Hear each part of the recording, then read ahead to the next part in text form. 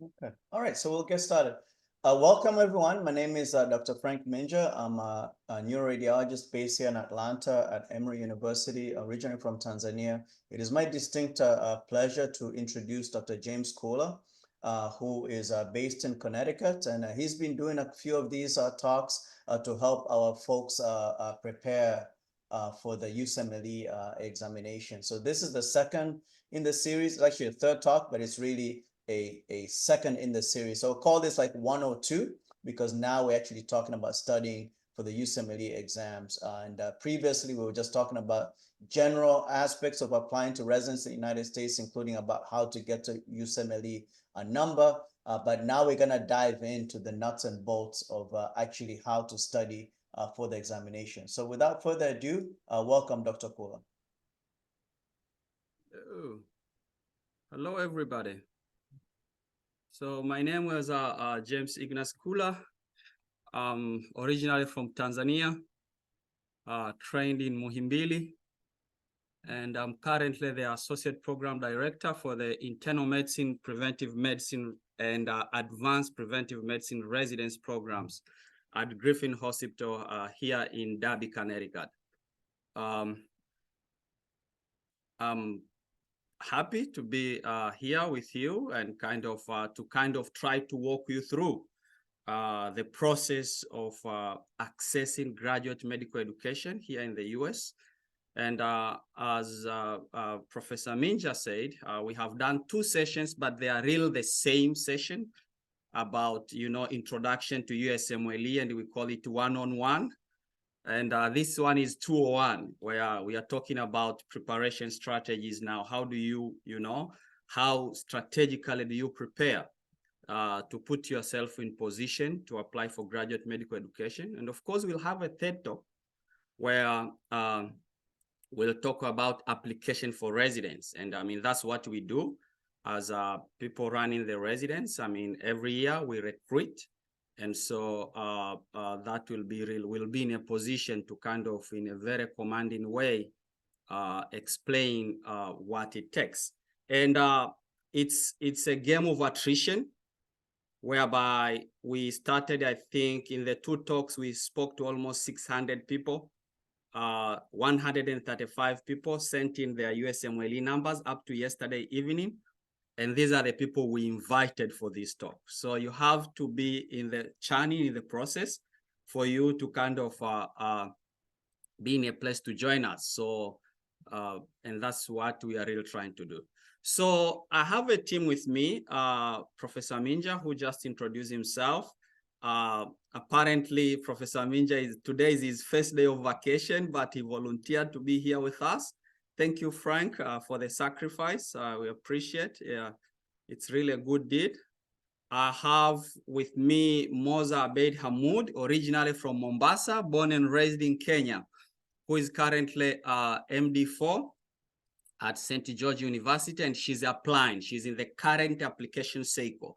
So she's interviewing right now, and she will match in March and start her residency in July. So we are happy to have Moza, and thank you so much. She's in California time, so it's almost 5. It's 6 a.m. there, so we started from 5:30. So she's sacrificing for us, and thank you for doing that. And then we have with us Hesbon Magacha, is PGY1 at East Tennessee State University doing internal medicine. Magacha is originally from Tanzania, born and raised, but did his medical school in Cuba. So Magacha, now it's December, it's when the intern are finishing their 6 months. My program director used to say the resident days are long, but the years are short. So Magacha is almost halfway an intern, and next July he'll be PGY2, he'll be residents helping the interns. And thank you, Magacha, for helping us. He's aspiring to be a gastroenterologist, so he's passionate about that, and that's what he'll look to do after his residence, to kind of do a fellowship in gastroenterology. So I was expecting to have Rashid Ahmed, but I've not seen him yet. He was doing a night, probably it was a rough night. Rashid Ahmed is doing neurocritical care at Harvard, Massachusetts General Hospital. So he's originally from Tanzania, Rashid. He trained in KCMC, and in the last talk, I said I was born in KCMC. It's a referral hospital in Moshi, and he'll be finishing his neurocritical care in July, and he has marched through the coveted endovascular interventional neurology at University of Texas, San Antonio. So he'll be going there from July next year for 2 years to finish his endovascular, which is kind of interventional neurology, whereby if you have a clot, they go in there, they remove it, you live to die of other things. And it comes real handy. And I'll just like to explain a situation to kind of bring this message home, why we need these highly trained, highly skilled people. You know, he's doing now neurocritical care. So even if, like a couple of months ago, I think one of our friends had a patient who had a thrombi, and they are kind of debating to remove or not to remove, and kind of thinking what they should do. But the key thing they found is if you remove it there, they don't have neurocritical care. The care that you need after the thrombi is removed is more important than removing the thrombi itself. So you see the way he's trained in neurocritical care, he's doing interventional neurology, he can remove and take care of the patient. So it's real highly trained, highly skilled, and those are the skills we need to save lives. So I sent a survey on November 29 to 125 people on that day who had sent me USMLE numbers. And as remember, I said, I've got a total of 135 USMLE numbers. Those are the people I invited for this talk. So from these 125 people, by December 15, yesterday evening around 9:30 p.m., I had 108 people who have responded, almost 86%. And they are very useful. Thank you very much for all the people who responded, because it helped me to kind of tailor my talk as I was looking through the numbers as they are coming through. And one of the things I asked is like, what's your country of medical school? And we see, I mean, majority are from Tanzania. Tanzania had a lack of having the first 2 talks. I kind of introduced them there. And around 49%, and then 29% we are from Kenya. We have a few Ugandans, Rwandans, and people who trained, I mean, in China and other places. So we are distributed in that nature. And then I asked people, what level of USMLE preparation are you in? And most of the people, 85%, they have not started yet. So they are kind of, I mean, it shows me that the one-on-one was needed. You know, we have a couple of people, I think like 6 people, around 5.6% who have done step 1. And then like 2 people have done step 2. But when people were responding, some people confused, whereby when they get the USMLE number and they are trying to register, and they get, they do the CAM notary notification, they think they are ECFMG certified. And so 8 people told me they are ECFMG certified, and then I was excited emailing them, hey, you're ECFMG certified, when did you pass your step 2? And they're like, oh, I've not started yet. So kind of pay attention to details. ECFMG certification is you're done with step 1, you're done with step 2, you're done with the English occupational test, and you have the famous ECFMG certificate. That's what it means by ECFMG certification. So keep the information coming, and you know, this is where the people are. So it kind of helps me as I prepare. And then I looked at what level of education are people at. I mean, where are you? We don't have a single MD1, but we have 2 MD2s. I mean, congratulations to the MD2s who are in the house. And then we have a couple of MD3s, like 5 of them, like 4 MD4s, so, and 16 MD5. So we have like around 20-something people who are in medical school. Majority of the people are real who have just graduated and they are doing their internship.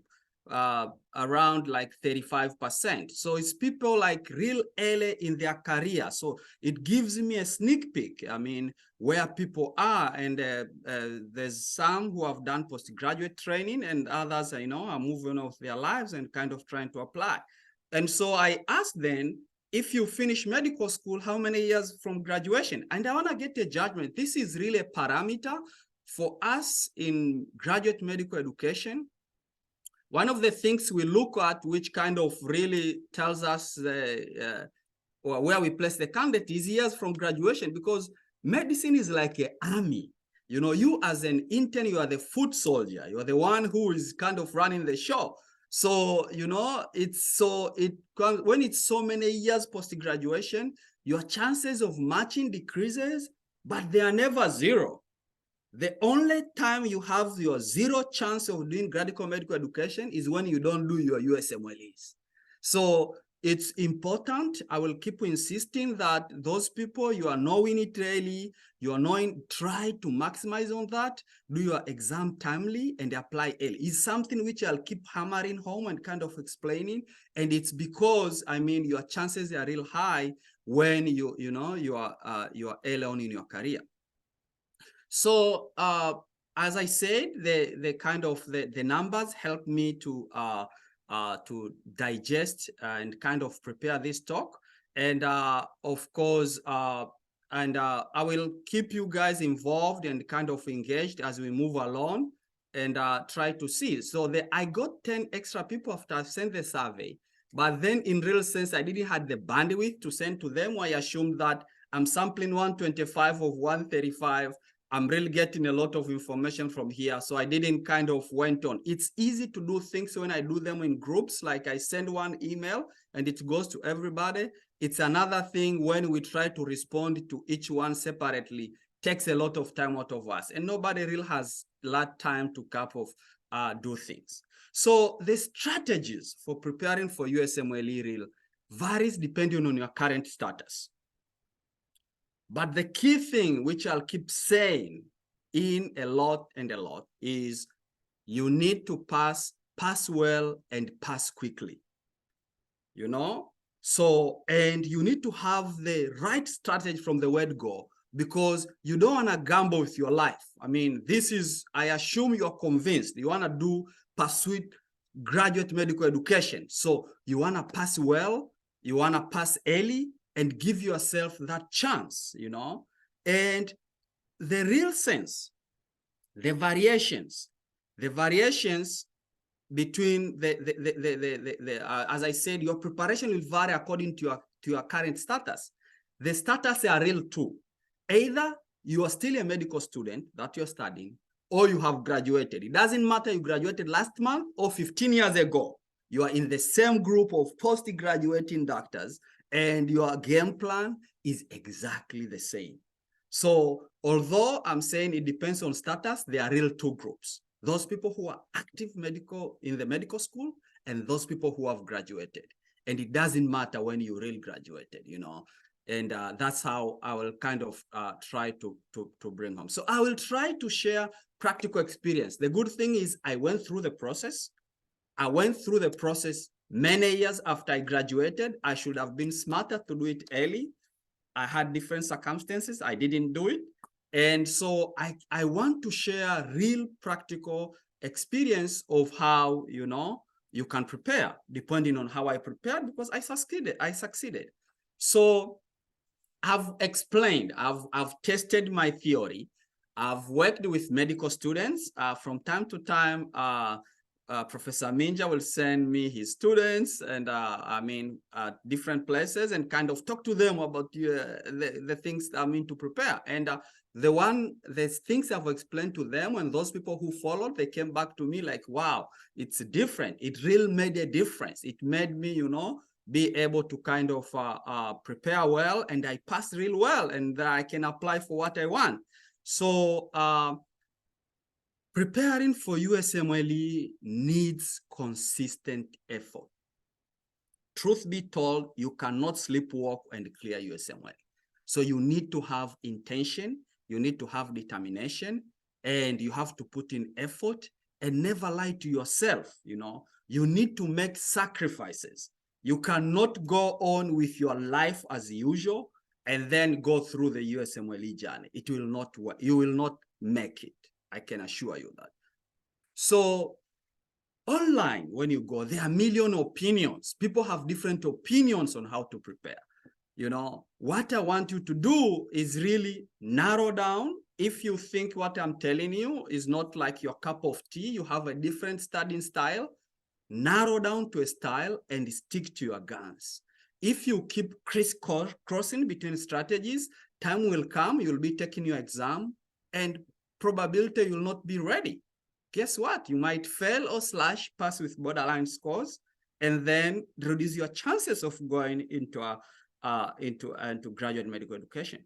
So you need to pass your exams, you need to pass early, you need to pass well. I cannot overemphasize the importance of those, of those things. And as I said, there are many opinions, just, pick your things and stick to your guns. So years from graduation, I said even before, is an important parameter that determine, how you match into residence, and something you have to pay attention to, which means you need to up your game and do it early. Ideally, you should apply less than 3 years post-graduation, but as I said, chances are not zero. I saw, I think in 2016, somebody who graduated in 1991 who matched. So it happens. It's not zero, but the chances are low. And so that's where you are. And kind of, the ideal thing is when you finish your internship, you apply. And if your internship is not part of your training and you finish MD5 and apply, that's even better, so try to, have like a sense of urgency, like time is really important, and, work on that. So USMLE preparation, really, the way I prepared, and I will say without even disclaimer, first aid is your ideal book. Get your first aid. Either you're a medical student or you are graduated, get your first aid. There's even a soft copy. You can buy a soft copy, and apparently the soft copy, you can annotate. So get your first aid, read it, and I'm going to tell you how you use your first aid. So when you have your first aid, now I'm going to start talking with the two groups, remember, the medical students. Now I'm talking about the medical students, the people who are still training. They have not graduated yet. Get your first aid.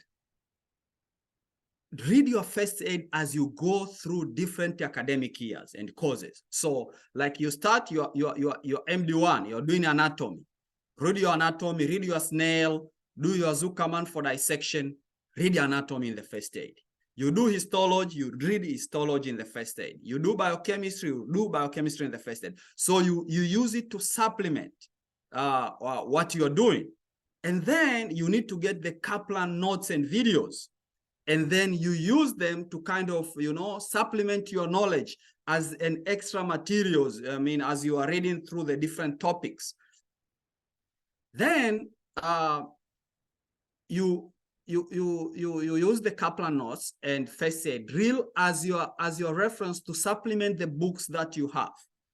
The Kaplans have the videos now. They have the way they teach, they use integrated basic science. So although we don't have integrated basic science, immediately you start integrating your basic science and the clinicals, and then you have a broader understanding and you are ready to kind of take the exam. And there are things like when I was in MD2 and we were doing pharmacology, we did this parasympathetic and sympathetic medication. I never understood the concept. I was guessing through the MCQs. We read this book was called Kazum. And it's when I was doing USMLE and I'm looking at Kaplan videos and I'm like, wow, this is the magic. And from there, like, there's no way I miss the questions because I know the mechanism. I'm kind of photographic. And so once I have the mechanism in place, it's just I'll plug and play, in I put pilocarpine, this is what it's going to do to the eyes, So it's a good way of learning and kind of it reinforces and you'll come as a solid student. So make deliberate effort to know medicine and be a good student, the efforts will pay off when doing the last touches, like as you are preparing for the exam. And don't listen to the shenanigans. I mean, you go to medical school and they say, a doctor who has C and a doctor who has A, they are both MDs, they are not different. Believe me, there's a difference. I can tell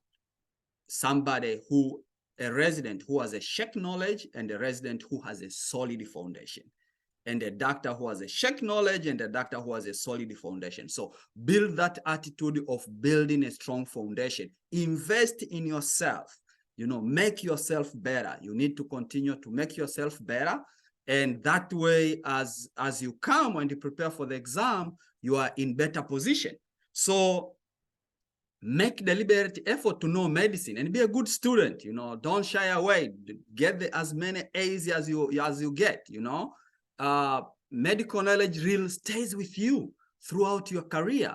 You don't, it's not like, oh, I know things now, probably I'm gonna forget. No, a lot of it remains, and you'll keep using it for the rest of your life. You'll use it to make your differential diagnosis. You'll stand out.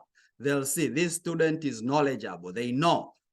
And so for those people now who are post-graduation, either you finished last month or 15 years ago, you get your first aid.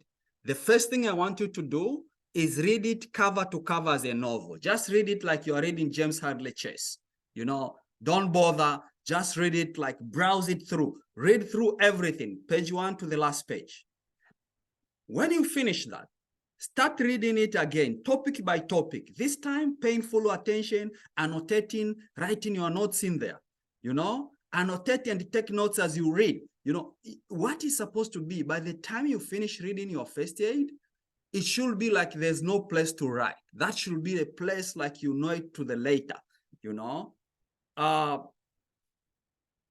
For medical students, you will do this kind of reading the details, like repeating the first aid kind of page by page and kind of annotating as you're going even through your last stretch, as you are now kind of in the gear now, you're preparing. In a few months, you want to take the exam. So use Kaplanos for those post-med. Read them topic by topic, read and watch videos. It's not uncommon when you are reading the topic, you think, oh my God, I know so much microbiology. And then 3 topics down, you think like you are trying to remind yourself, what do I know about biochemistry? That you read 3 topics before, and you think like you don't know anything. Believe me, you know. You have some things remaining there. I use Goljan notes and audios for pathology, and they're real good. And I read them topic by topic, and I finished. And you keep kind of going through and winding down, checking down as you go through the topics. So there's no free time in the world. You need to create time. You need to create time. And this comes down to how angry you are, how determined you are, how do you want to get this? And one thing which I use, which for the people I explained to kind of really worked well for them, is out of nowhere, I started waking up early. So I will wake up real early, like 3:45, and by 4 a.m. I'm seated on my table, and then I study solidly for 3 hours to 7 a.m. and then I start preparing and go to work, because I was doing work and kind of and studying. And so when you do it this way, it means that in the morning you're fresh and you can invest more. So what does it mean?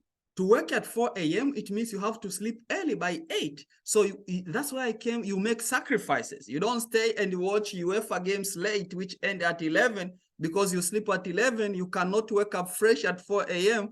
to put in your solid 3 hours, So when you wake up and you do your 3 solid hours in the morning, which I consider them like your baseline, is for the rest of the day, you're kind of happy knowing that you have put in the hours. And then when you get more like some time during the day, then you add in extra hours, And so you have invested in yourself first. You paid for yourself first before you start working for someone else or doing anything else, So you have to change your lifestyle so that you sleep early, you can wake up early. And when you wake up in the morning, do not even pick up your phone, start watching your WhatsApp groups. You waste the first 30 minutes. You wake up, you jump on your desk, and you start studying. You do those 3 hours, very productive. In the morning, you are real fresh.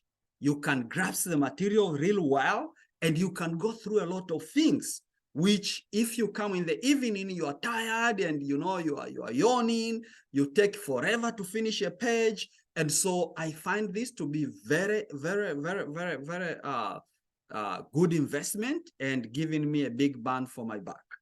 So the rest of the day, I say you are happy. Even if you're tired at the end of the day, you're not guilty. Things will happen. They might change you. But, it's in real sense, you are fine. You have put in your basic hours. And so you're kind of feeling, when I was studying for USMLE, and it happens like for the whole day, I don't study, I really used to feel bad. I'll be feeling pity, And so, and when you have studied, you are really feeling upbeat. And guess what? You can get even squeeze in another 2 hours in the course of the day and kind of make you have the 5 hours, for that day. And so in the weekend, I tried to squeeze in 8 hours. I used to go to the library and I'll give solid 8 hours. And then on Sunday, I will rest and then sleep early on Sunday, ready to wake up Monday, 3:45 a.m. to start all over again for the next week. So the key thing is you need consistency. And once you tell the people, your loved one around, this is what I'm doing, they see your dedication, they see the way you are doing, everybody will respect you. And kind of knowing like this guy by 8 needs to sleep because by 3:45 needs to be awake, has work to be done. So you'll see people will start kind of accommodating you, knowing that this is a person in a mission. But you have to demonstrate that. You're saying you're studying, you are watching Netflix throughout the night, and it's like, are you studying or, what are you doing? So it really sends a message and sets a tone. That's the importance part of it. So it's normal to feel when studying something that you know it very well, and sometimes you feel like you have forgotten. But as I said, it's there as long as you're putting the effort, your truth to yourself,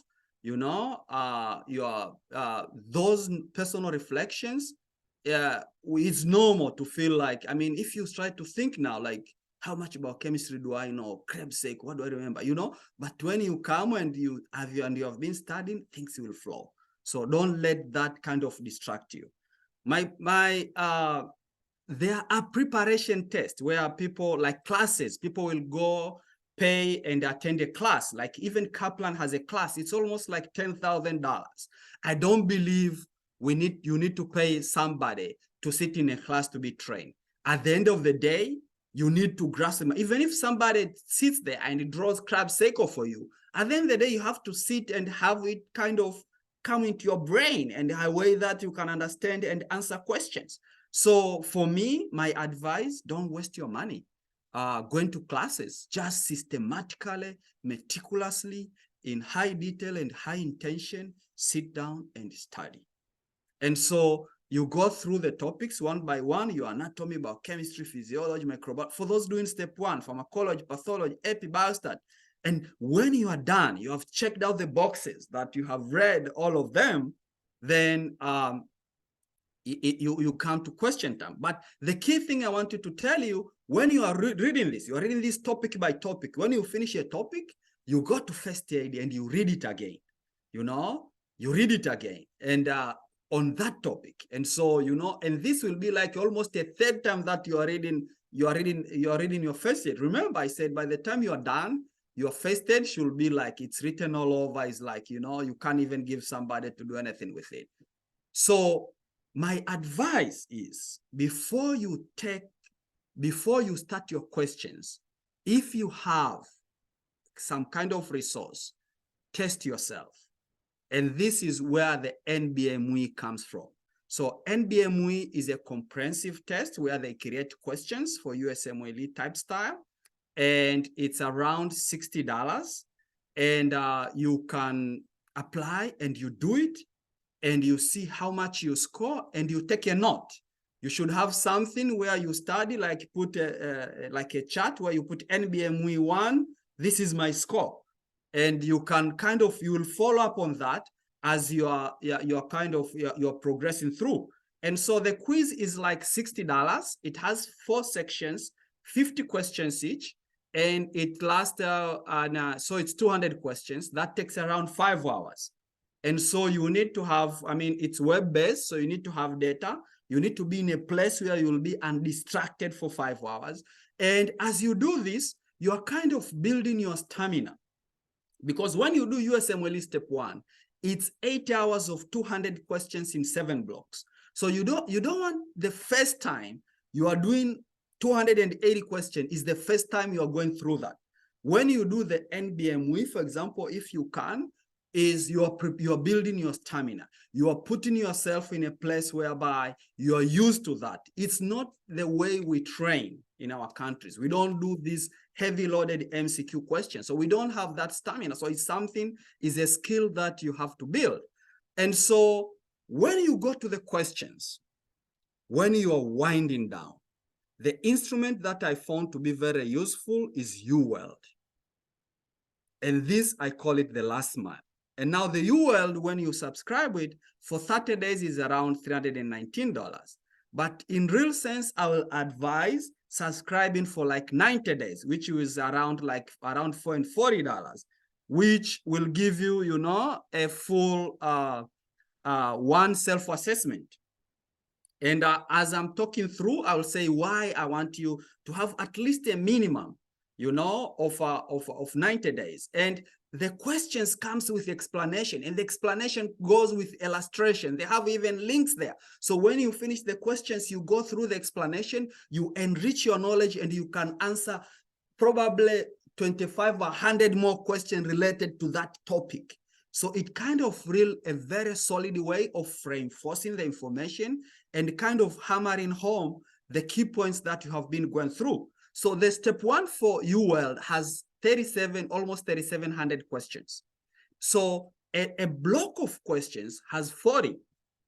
And so if you keep doing 2 blocks a day, which is what I will advise, is you will end up doing the entire UWorld in 47 days. So remember, I said you subscribe for 3 months, which is like 90 days. So that, I think with that, we will be able to do. And at the end of the day, you have to finish, real finish. And I'll tell you in the course of these slides, when I say real finish, what do I mean? That you real finish the UWorld. That's how you make justice for it, and you make a return for your money. When you do the UWorld, the 2 blocks you do them as mixed, all topics, undone, and timed. So it's like you're testing yourself. And this is where the waking up early in the morning works, because from 4, you do the first block, 4 to 5, and then 5 to 6, you do the second block. So then at 6, you're done with your 2 blocks. You start first reviewing the questions that you got wrong. So you review the questions that you got wrong. And then you review, and you're trying to remember what were you thinking when you got wrong? Because you want to find out, was it that you don't know the knowledge, or was it that you felt you used the wrong theory to kind of answer the question? And so you read the explanation for those. And when you are done with the questions that you got wrong, you go through all the questions that you got right, because sometimes you might get the question right, but you guessed. You don't know the information. And also remember, I said the explanation after the question is very enriching, and that's what you are focusing on. Like, you're going to review that information. It's an important part of your learning. So you do that, and then when you are ready to go to work, probably you are just done with halfway of the questions you got wrong, or you are done with the questions you got wrong. And then through the course of the day, as you get time, you squeeze in and do the questions that you got right, and you finish. So you try by the end of the day, you are done reviewing the questions. Always try to finish reviewing the questions before you unload, before Kiswahili wanasema unapakua. Kabla hujapakua block nyingine mbili, other 2 new blocks, that you're gonna do the next morning and keep going, So I recommend that you try to finish reviewing before you start, because then you can remember, you still have a memory as you're answering the questions. What were you thinking? What were you thinking? So the next day is brand new day. You open your other block and you keep going through, and you do this consistently for 47 days. You finish the 3,700 questions. So you have to remember, because as the questions you get wrong, as you're reviewing them, you want to find out, like, is it that you have something that you understood it in a wrong way? So when you're in medical school, we used to use this language, say somebody has given me poison. It's like they've explained to you something we use in a wrong pathophysiology, of which then you use the wrong pathophysiology, you get the question wrong. So you have to remove that curare, you have to remove that poison in such a way that, as you continue to build your skills to make sure that, at the end of the day that you pass well. And so, as I said, in 46 days, you are done. You have gone through all the questions, but then you start creating questions. Remember, as you are doing this, you will start scoring you. Like you'll see what percent you are getting right. And it will give you percentile compared to other people. And if you go online, you can even see with that percentile how much you can score in the real exam. So it gives you a kind of a gauge of where you are. So you finish the 3,700 questions, but you get, let's say, 67%. So it means that the 3% you got wrong. So you start creating mixed blocks using the questions that you got wrong. You can do that. You have that option. And you go them over again till when you are real done. And when I say are real done, it means that all the 3,700 questions has been done, and you have got all of them right, and you are 100% in the UL. That's the real finish. That you do justice to the UL. So so it's a way of you going through in the block section, and so you expand your knowledge, and the things that you find confusing. What I used to do is I will put sticker note in my study area. You look like, you find those questions of like type of shock, septic shock, cardiogenic shock, distributive shock, obstructive shock. And then they're asking, where is preload increasing, afterload, where is cardiac output high, where is this? And so there are these facts, and you find like it's real confusing for you. You put like, you create a table, you put it there. Whenever you pass there, you keep looking at it multiple times. And that way you reinforce the knowledge in such a way when you find those explanations, you can walk through them. So I think doing the 2 blocks as you do the entire QL as back-to-back 2 blocks going through kind of continues to build your stamina of doing questions, kind of exposes you. The idea of kind of scanning through a question in a very short amount of time and picking up an answer. When you do in the tutor mode, you have all the time in the world to think and come up with an answer. You'll find always you score higher. But when you have a minute to come to an answer, and then you kind of train yourself and you build that skill, I'll tell you, when I was doing the steps, I was literally finishing every block with 10 to 12 minutes time to spare.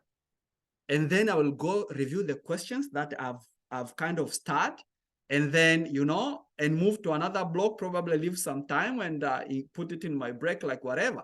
And that is because I build the stamina. You go there, is the first time you're facing those questions, you will not finish. And not finishing the blocks is the #1 killer, because at least you finish and guess, you might get, probability of getting 1 out of 5 is 20%. When you don't do it, it's 0%. The UL kind of prepare you to other test takers, so you can see where you are. It's an objective way of showing you how far you're grasping the materials, and you can use the numbers to kind of show you, where you will be. So you don't have to guess. You are going to take the exam knowing you are ready to take the exam.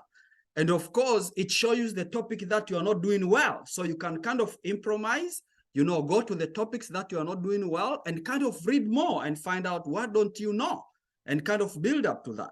So so you continue to build up your knowledge and nourishing yourself. As I said, you read through the explanation, you really expand. And what I'll advise is, if you have resource, when you finish the UL, like you finish your first pass of UL, take another NBME, see where you are. I guaranteed you'll have so much increase compared to the score you got when you just finished reading. And then when you finish doing all the questions, you have 100%, take another NBME and see where you are, So this will be like 3 NBME, like $180, and this will tell you where you are. So when you see in the UL, if you do, for example, the 6 months option, they will tell you that you have a chance to reset. What does reset mean? The reset means that when you press a reset button, everything turns out like all the questions are undone. So you can go back and start looking at all the questions again. So the 90 days does not have a reset, but it comes with one self-assessment, which I think is 4 blocks exam that you need to do for 4 hours. And these exams in the UL, they have comparatives. You go on the online, you can see where you are in terms of with your score, how much you can score in the real exam. And these are datas and numbers don't lie. And it's real a replica of what you are. So when you finish now, when you're done with your UL, you're done with your whatever, I mean, do you think you're ready? And I'll ask categorically, is your thinking objective or subjective? Because remember, if you do all these tools, you can see your scores. So if your scores are solid, you are objectively ready. So you should be, ready. I mean, taking USMLE is like, is so, there's that sense you feel like I'm ready. But, because we have these numbers, don't let the kind of you not being confident or slash not believing yourself and kind of delay you, because other people, like, they're scoring real well, they do NBME, they are getting 245, and like, why are you not taking the exam? Oh, I think I'm not ready. How are you not ready? You cannot get 245 when you're not ready, So use numbers to kind of guide you, and don't use emotions. And when your numbers are speaking right, it's right, there are tools where you can put your different NBMEs. You can put your UL test. You can put your UL average and kind of see where you will fall. And kind of, if objectively you think you're not, then which topics are you failing? And then, repeat them. But if you're passing, there's no way that you're fluking all those questions. So the last intense preparation, I said, applied to medical students when they have graduated and they are kind of doing their last run. So everybody will go through this last intense phase, and it's a way kind of you'll prepare. And when you are doing for CK now, clinical knowledge, for step 2, it's just through the same process. But, now you do the Kaplan notes for internal medicine, ped surgery, OBGYN, knowing that, 60% of the exam is really internal medicine. So you have to know and make sure that, your internal medicine, you are well. And of course, the CK, I'll give a warning, unlike step 1, which is pass fail, CK has scores, and the scores are really important. And I'll try to emphasize as I go through. So for CK, it's Master the Boards by Conrad Fisher. That's what I use. I found it to be very impressive and kind of really useful material for me. So you'll have to get this when you're doing CK, just the way you get first aid, and make sure you read it through. You read it thoroughly, just follow the steps that you use for first aid to kind of, make yourself solid. So when you're done with step 1, really, take a breather. 3 to 4 weeks, you'll get your results. Relax, enjoy yourself. And when you get your results, you are ready for CK. Just flip that switch and start your CK, and use the same consistency. If you prepared well for step 1, you don't need more than 6 months to pass CK real well. The way I put the preparation for step 1, going through all those topics and everything, is around 9 months. So I saw people are saying they have not done anything at all, and they still think that September 2024 they can apply. I don't think that is realistic, given what you have to go through. There are most likely people who will apply 2025. And, you don't want to rush through, because you don't want to get mediocre scores, because when you get your score, people will define you with your score, So just know that CK is numbers. And the average, the median for US seniors is 240. So try to come to 240 / try to beat that target. So that's the key thing. I think pass mark is 214. So you want to try to beat the median to place yourself in a prime position. So I took this graph, which is showing the average score for US medical seniors who matched and did not match in different specialties. And the way I was looking at this, it reminded me when I was applying for medical school, and then I think we had only Muhimbili as a medical school in Tanzania. And so what used to happen is all the top PCB students, physics, chemistry, and biology students used to go to Muhimbili for medicine. And so you find like, they draw a line. It's not like somebody with division 3 of 13 points cannot do medical school. It's like your chance is not there. There's no way they'll deny somebody with 5 points and take you with 13 points. So the same applies for these competitive specialties you see here. I made in one of the survey questions, I asked people, what specialty are you thinking of applying? So for those people who replied, ENT, plastic surgery, I want to do dermatology, look at the median scores. So for US seniors you look through, what you will appreciate consistently, the blue line are those people who matched. The people who matched are higher than people who did not match. It's because numbers don't lie. That's why I say numbers are important. This is the importance of the number. And you look through, you see plastic surgery, they are matching with the median of 255, average of 255, while you look through for this family medicine, they are matching with median of 225. So, and these are US seniors. They are not IMGs.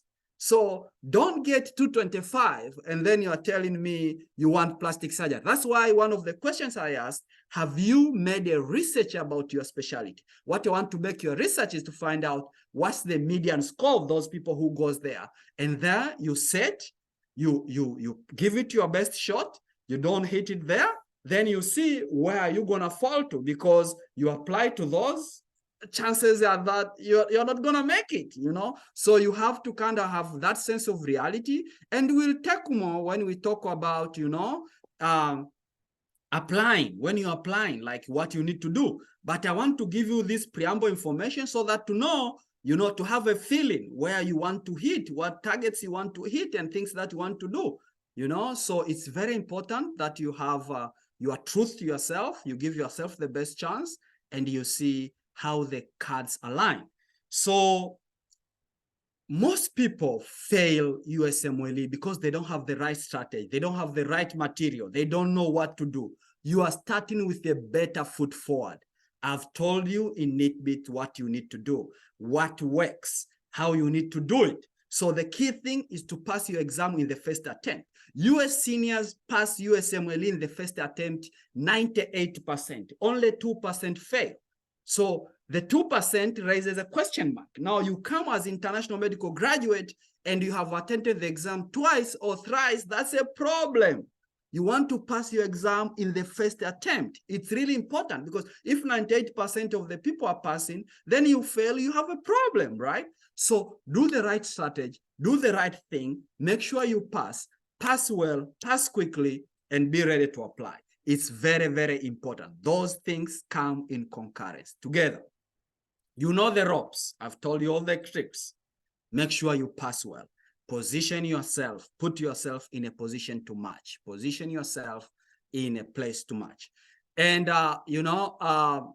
for medical students, as you are doing your your medical student training, start thinking. Now, if you think USMLE is your way forward, start thinking of possibility of getting an elective. Get an elective when you finish your 4th year. Remember, you are reading, you are going through things, you are reading USMLE style, you come here, you're a very eligible student, you kind of, you interact with other students, with faculty, you get to learn the ropes, see how the system works, get people to give you references, and so demonstrate true interest. If you fake it, you will be fooled. Demonstrate true interest and do that. People know, people who have genuine interest and initiative, people will help you out. Once you saw that and you're kind of, you're a good student, and even your professors there, they will see that this person is knowledgeable, is coming up, is coming with differentials, is discussing things, is a good student, so they will be able to back, they'll give you connection to their friends of friends, and kind of that's how you start, identifying yourself from the crowd and moving forward. So the engagement will continue to be the USMLE pursuit. If things come through there. I mean, I've had a few people who have Googled me, found my work email, send me email. Don't do that. Come through USMLE Pursuit. That's where we do everything. And that's where we kind of want to put things together. And going forward, around end of March, early April 2025, excuse my typo, this is supposed 2025, I'll talk about residency application. And this will be for the people who are done with step 1, they're almost taking step 2. So your ticket, your visa to come to this talk was USMLE number. Your visa to come to the end of March 2025 talk, you have passed your step 1. So when you pass your step 1, send us an email. Send an email to USMLE Pursuit. I'm done with step 1. Send us that message you got from SFMG. Passed. We will create. I'll show you. I'm creating a group. Done with step 1. These are the people we'll invite for the 301 talk to talk about, what to do. Keep encouraging each other. Fly with birds with the same feathers. Go with people who are doing the pace. Go with people, who are in the process.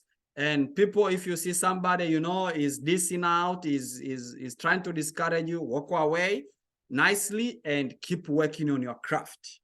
So the intro talk, I said they are the only one which everybody will come for free. They're the only one that will advise widely. Come to 201. You have your USMLE number. That's the people are invited. Come to 301. You have your step 1 under the belt. You have almost your step 2. You're going for application. That's where we talk about how to apply. You don't have any USMLE number. Why should I talk to you about applying? The SEICO will repeat every year.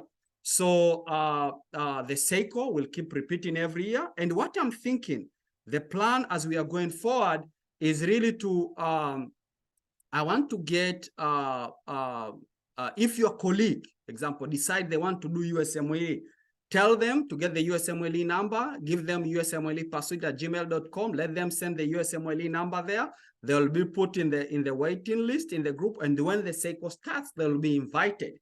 So it's kind of, it will go in waiting and go in SEICO like that.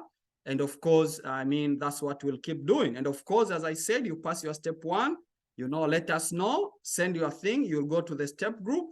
And that's the way, we'll keep separating, the rice and and the date, which is not rice, tutachambua, in Swahili say tunachambua. So we'll kind of be filtering through and taking those people who are pacing and pace with them and help them out. There's a lot of sacrifices that goes into doing this.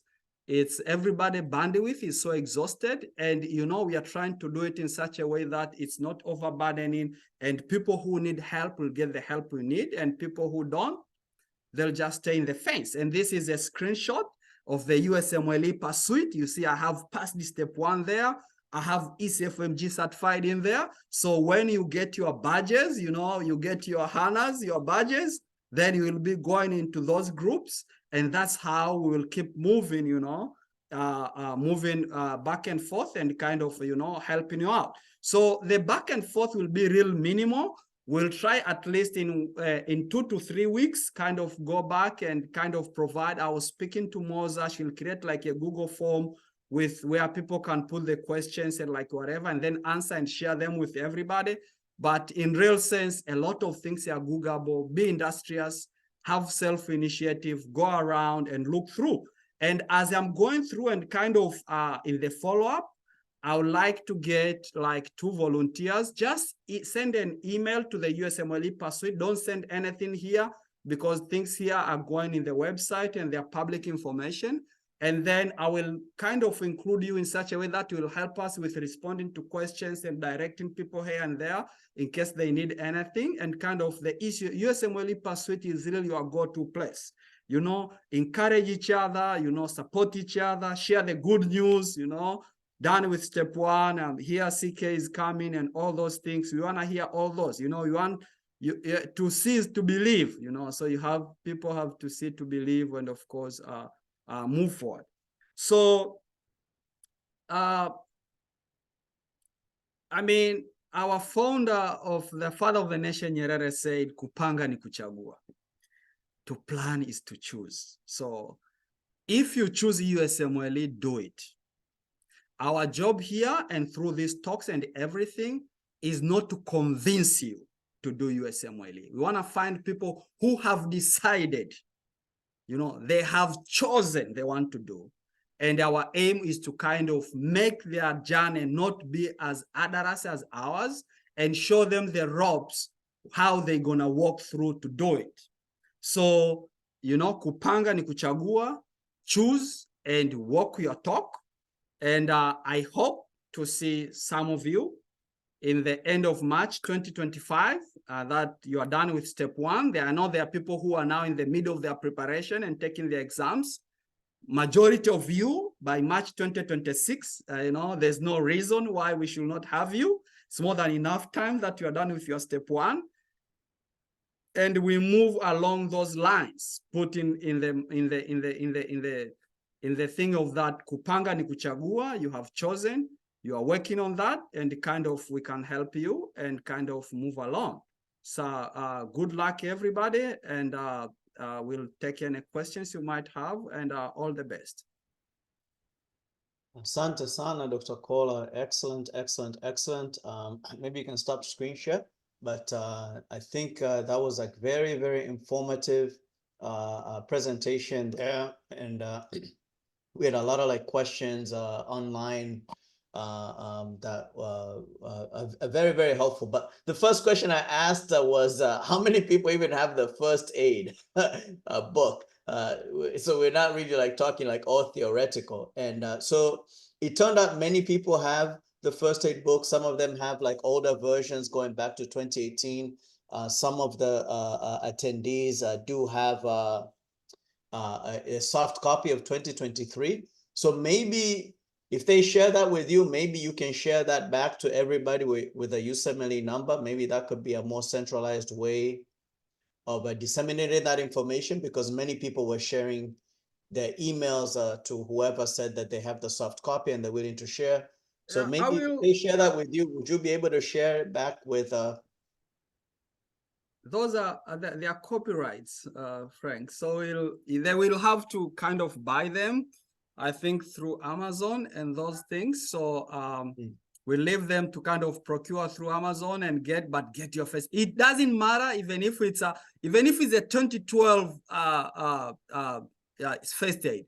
As long as you read and you understand it, there's so much little changes in basic science. Frank Neve is the same Frank Neve from 1700. It has not changed. So there's very little changes. CK has changes because it's clinical management and there's a lot of evolution.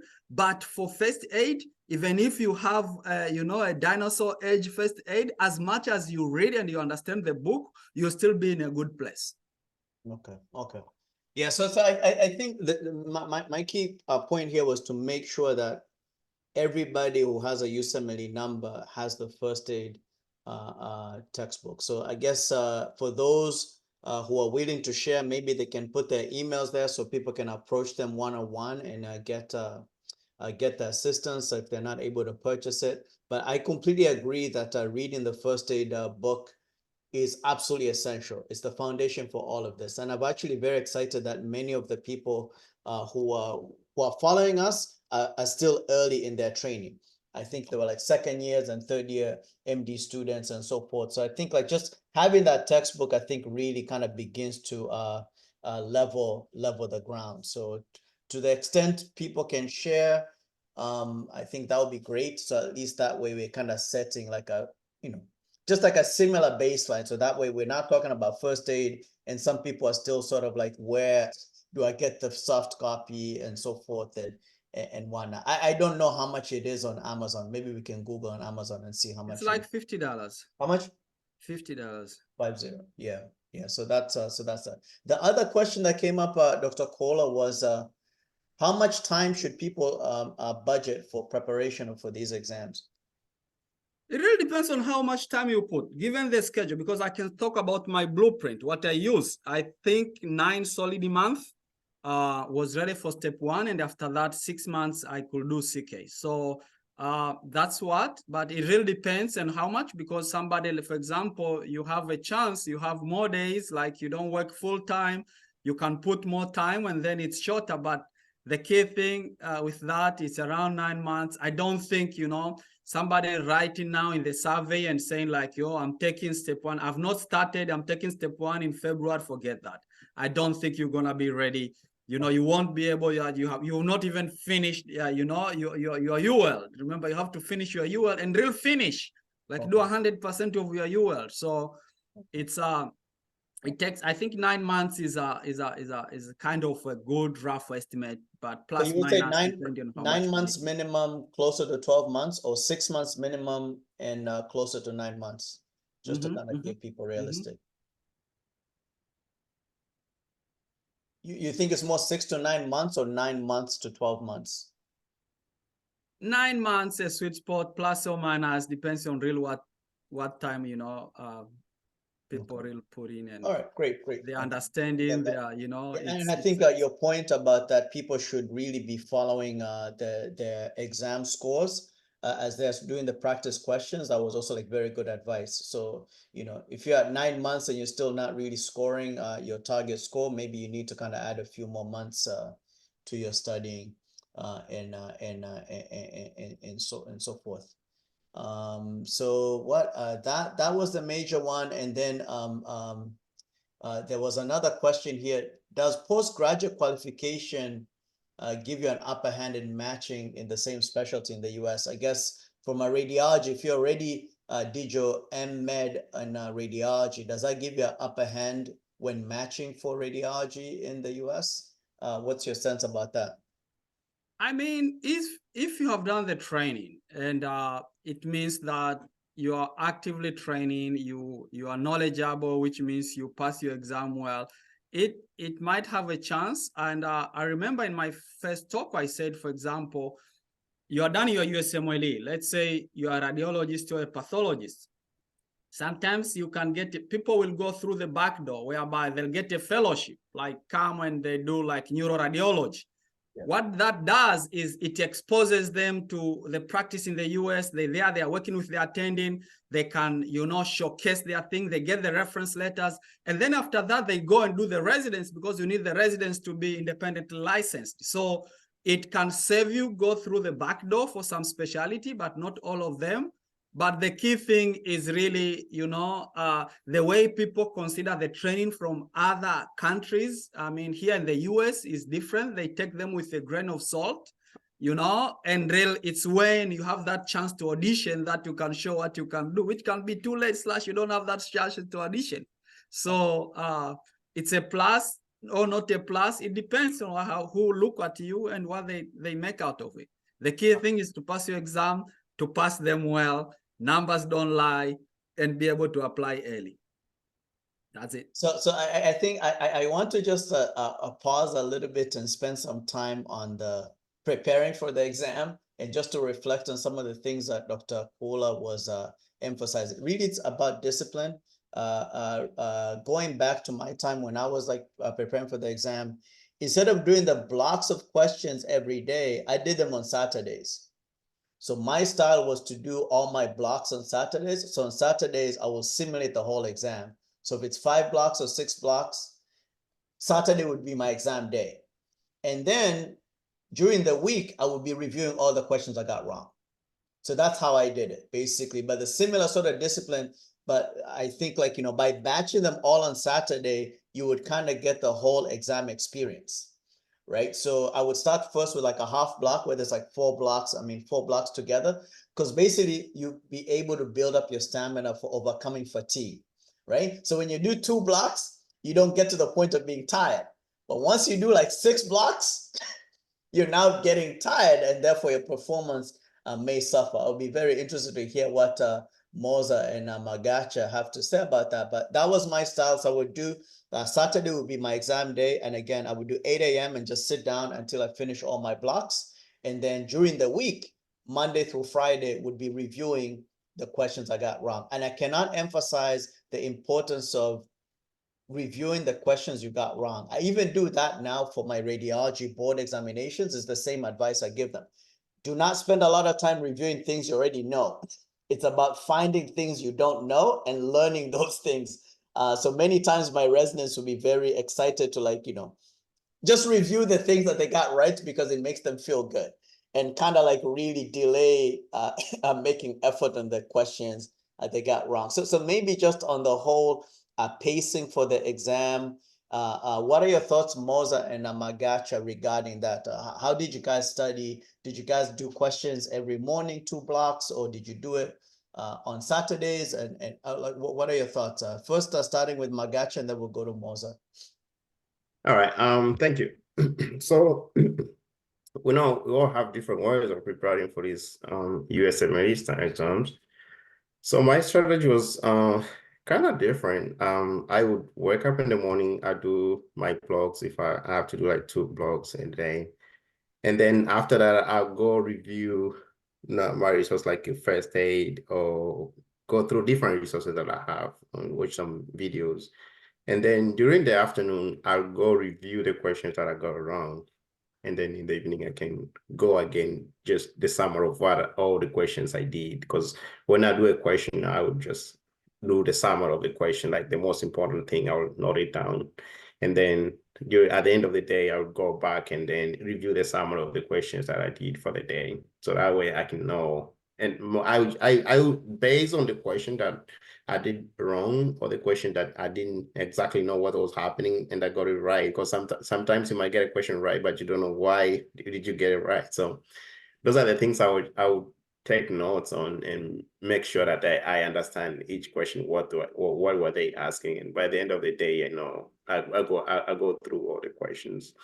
That was actually my schedule for step 1. Step 2 was kind of different, but we're not talking about step 2 right now. But step 1, that's how it was most of the time, was just going on questions in the morning, going through notes and videos during the day, and then in the evening I could go and review what I did for the day. Got it. And how about the weekends? How did you use your weekends? My schedule was kind of similar for the whole day. 2 blocks. Yeah.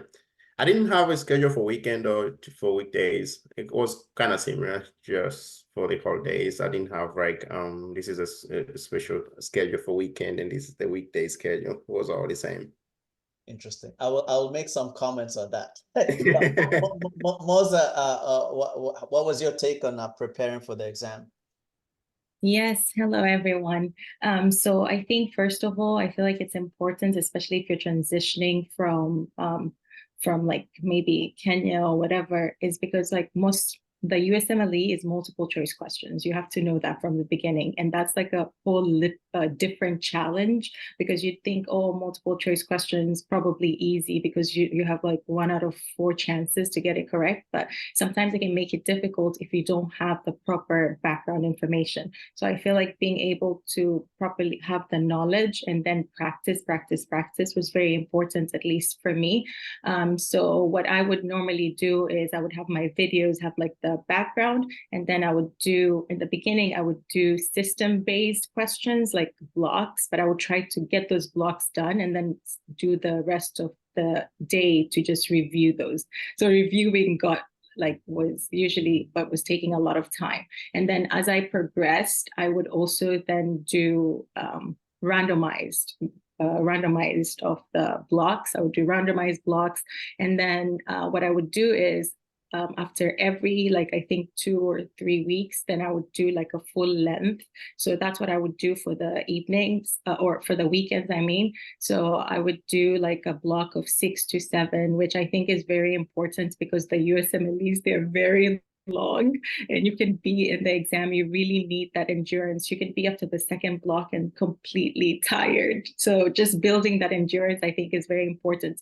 So in summary, I think starting with like system-wise, and then as you just to gain the knowledge, and then go randomized blocks, and then doing multiple blocks to like imitate the actual exam would be very important. And then the NBMEs, because the NBMEs, in my opinion, were seemed a lot more representative of the actual exam. So those are my 2 cents.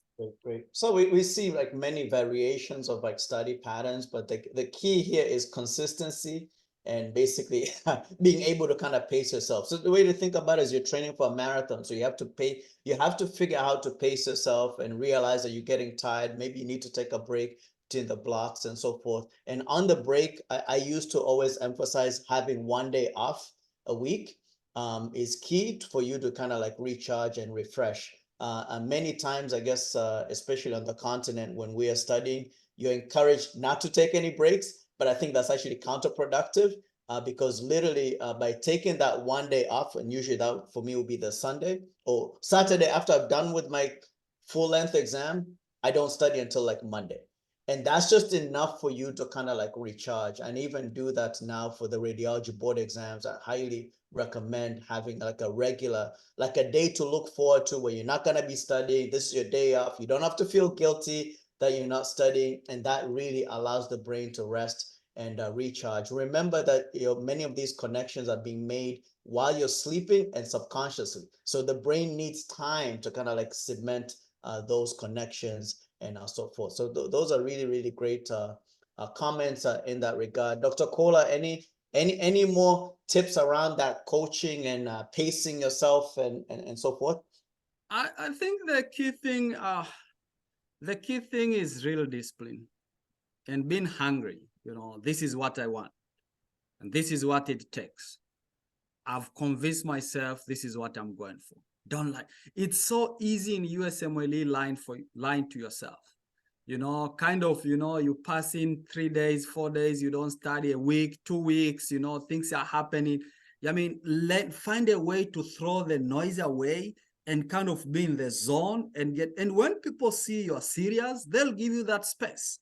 They'll know this man or this woman is in a mission, and people will kind of give you that space, and you are able to do that. And I said in the slides, like, through doing the blocks, although I didn't do a full weekend like you, but I did a couple of NBME and I did the simulated test from UL. I was able to kind of finish the questions real early, finish the blocks in 10 to 12 minutes to spare for each block. Because if you leave a question, it's 100% you missed it. That's like a cardinal sin. You should not. You should be able, you should prepare in such a way that at least you finish all the blocks.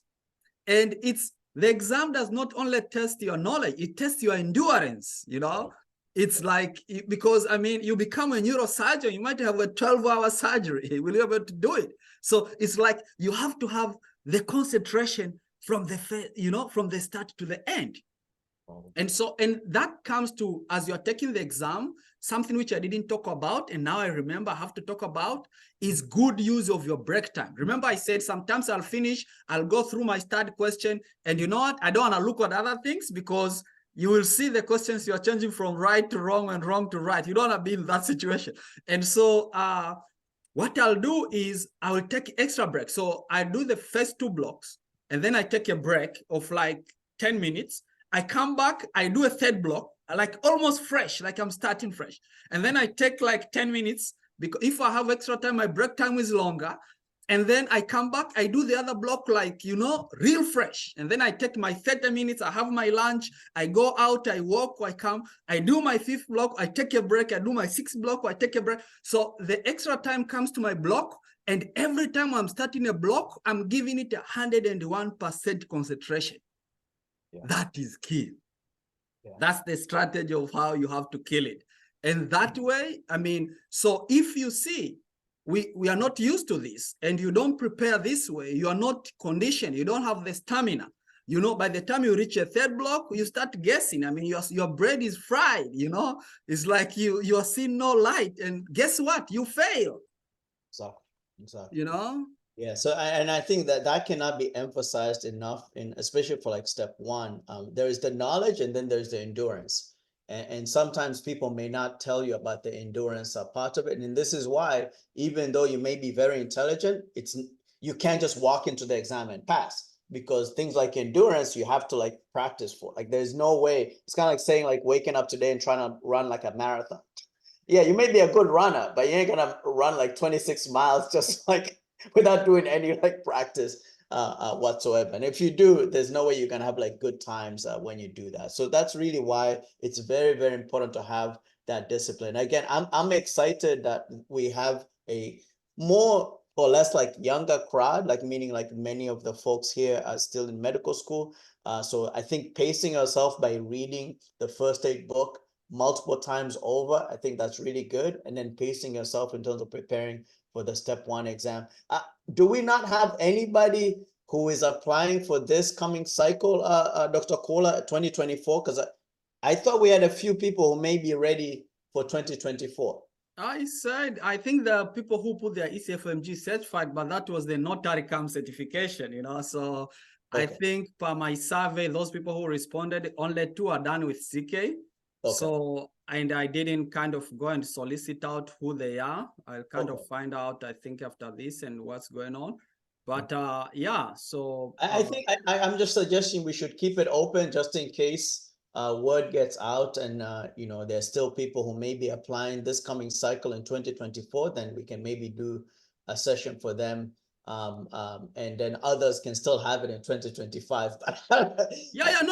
I'm saying I'm still at the end of March. We will have the session. Either we have 1 or 2 people, whoever we have, we still have it. I'm sure there's a lot of people who are just about to sit for their step 1. So they are far away kind of preparing. Yeah, we'll have a crowd come 2024. So whoever it is, we'll talk to and kind of bring them together. And yeah, definitely. Excellent. So on the same question on the exams, somebody's asking how many passes of the UWorld and or NBME do you recommend before sitting for the exam? I thought you kind of touched on that.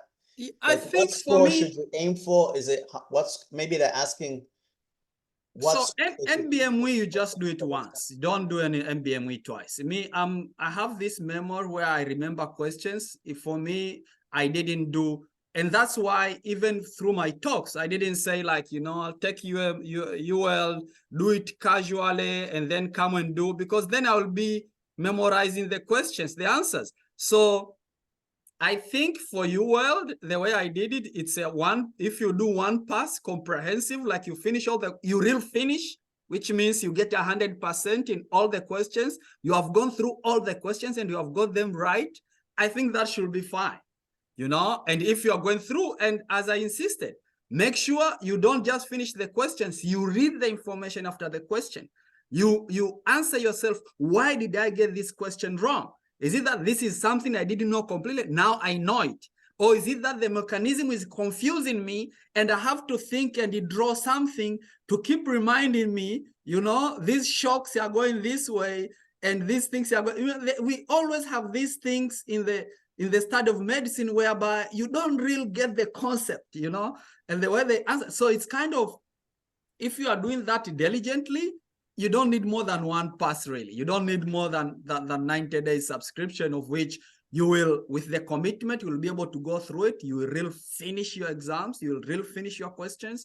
And I think your NBME will show you are ready. And it's really important taking use of this tangible information, like you do NBME, you see your score, how it compares, and you can see online how it compares to the real exam. And so if you're ready, you're ready. And if you're not ready, you're not ready. You know, you can see that. And you make use of those tools, try to accumulate resources in such a way you can do that. And then it will tell you where you are. And if not, then you go back to the drawing board and start all over again, you know? Great, that's great. There's another question about cost, and I just want to kind of give a little preamble for why we're doing this. So sometimes it's conflicting, like, you know, why are we sort of like, you know, talking about, you know, graduate medical education in the US? Why are we talking about first aid and so forth? Really is about creating better doctors, right? So anybody who's putting this effort to really study the first aid book that diligent, who's putting in the effort to pass a step 1 exam, they're already going to be a better doctor than all of their colleagues who are not doing the same. So this effort is not going to waste. Right? So I don't care if you end up matching or you don't match. I know that if you go through this process and this coaching, you're going to become a better physician wherever you are, whether you practice in Tanzania, Kenya, Uganda, the US, you're going to be a better physician. So when you're putting in that studying, it's not so much just about scoring, it's actually you getting the basic knowledge that all physicians should have. So you really should think about it as an investing for your patients more so. And that matching is sort of icing on the cake. If you do match, that's like awesome. But you having that knowledge is really sort of priceless. And that's why I feel like to the extent everybody here can have access to the first aid book, so at least they're doing their studying and they're studying diligently, and you're studying to like a world-class examination. So if you can pass this, it tells you that you have that basic knowledge to basically become a very good physician. And so I always want to put that, why are you putting all this effort? Why are you paying all this money? Is it gonna pay off or not? You're making this major investment in your career for yourself and your patients. And with that, somebody's asking whether, Dr. Koola, you could give us a simple table showing the cost of each of the steps. They ask about verification cost, step 1 cost, NBME cost, step 2 CK cost, and English test cost. I Can you just give them, jumped on that rough question. numbers? I just jumped on that question. Everything is Googleable, and I gave the person, I think it's Benny from Rwanda, who asked the question like, can you prepare it and send it to USMLE? Well, actually, before I used to have this formal session, when somebody sent to me, oh, I have my cousin here, wants to do USMLE. When they come to me, when I talk to them one-on-one, is like, okay, go Google, read, find out what exams you need to take, how much money it costs to take the exam, and kind of it's all public information. So, I'm not taking anybody's assignment. Benny, I'm giving you this job. Go and create that table and send it to USMLE Pursuit, and I'll send it to everybody. I want you guys to be industrious. I can get that information, but I'll Google. Why should I Google to answer you? But I guess the flip version of that is just to kind of give people a ballpark. I don't know really. I did it in my exam like how many like years ago? maybe people know and they've done it recently just for the interest of those who've joined, like so they know like, okay, this is a $5,000 process, a $10,000 process, just to kind of like give some like anchoring numbers. They may not be exact, they'll have to verify, but if somebody's done the verification cost and can give some rough idea, maybe that'll be helpful. Because the reason I say this is because, again, sometimes people get discouraged from the outset. They're like, oh, that's way too expensive, you can't afford that, and people basically check out. And that's also like very, very unfortunate. So I don't know if yeah, I think I can give a short summary of that. Verification cost by the time I did it was around 150, 145. They keep changing this every day, every year. So I don't know. That was 2021. I don't know what 150 right you here. say? Yeah. And okay. step 1 was 985. Okay. So they keep increasing like it every year. $1,000. Okay. Yeah. And one NBME is $60. And your world cost depend what subscription you want to do. There's a 3-month, there's a 6-month, there's a 1-year subscription. I think the highest is for $500 or $600, and then there's $300. The 3-month is like $340. The 90 days, which is so it depends what subscription you want to do. Yeah. And the step 2 is the same as step 1, 985. 1,000. Somebody says 1,000 right there. And the English test cost, it's around $500. 500. Okay, so good. So basically, it sounds like around 5,000 takes care of everything. Yeah, around there. You didn't put the cost of first aid. $50. Yeah, $50. Yeah, there's some other costs you go through your application, but you don't have to think of the cost. Just it's an investment. You're investing on something. So. Correct. Yeah. So I always like people to kind of have those numbers and realize that what the actual like investment is, and maybe also like plan for it, especially for those who are still in medical school. So that may also influence as to like when you actually are going to like apply to the process. But there's no amount of money that is basically going to replace the hours that you put in studying on the first aid. That is basically all your discipline and due diligence. So the more you prepare, the more you'll be able to kind of make that investment, knowing that you're probably going to do very well on your examination as well. So I think it's that it is real money, and you will have to figure out how to get that money, because there are no scholarships to sort of like supplement this kind of like cost. But if you are a well-prepared student, chances are you'll be able to convince somebody to even lend you the money so you can do the exams, because as you may or may not know, as a graduate medical education, meaning a resident in the United States, you get paid to be a resident. So you're getting paid to actually get trained, and you'll be more than able to kind of like, pay back that loan if you so took that loan. So yeah, I just wanted to answer that. What else? There was one question here that I want to answer. Somebody, Irene from Kenya, asked, will you need to read like Kazun, Robbins, etc.? I mean, I think you can use them to supplement, but not really like go page by page to kind of prepare for USMLE. I hinted on Kaplan notes and Kaplan videos. They are very kind of integrated already. They kind of they are prepared to feature where basic science is integrated rather than standing alone from a college list of names of medication and like whatever. And so those are the best to use. You can use this to kind of, there's this concept I don't understand, and then you go and read like with that few pages. But in real sense, the USMLE specific materials are the ideal one for you to use to kind of prepare. And another person asked, is AMBOSS as good as UWorld as a QBank? I mean, I didn't use it. I don't know what people can stick. But remember, one of the first few slides I said, you have to pick your strategy and stick to your guns. You keep jumping around, you're doing this, you're testing this, my friend, you're playing with a coin in the toilet, and it might stick in and you're done. So you need to do quickly, you need to pass well. I mean, stick to what you know. I don't know if anybody can talk about AMBOSS. I don't know anything. I don't know even if it existed the first time I'm hearing it, but yeah. No, AMBOSS, I get it's a good resource, but UWorld is number one. I think I got to use AMBOSS, but I think I used AMBOSS mostly for its library bank, especially in clinicals. If you don't have like UpToDate or something, you can actually just like have like Google it and it will give you the diagnosis and like the treatment plan and differentials and everything. But I think in terms of it being a question bank, it's good, but you can do UWorld, review it. And if you've done all UWorld questions and you still feel like, oh, I need more practice, you can do AMBOSS. But that's how I used it, at least.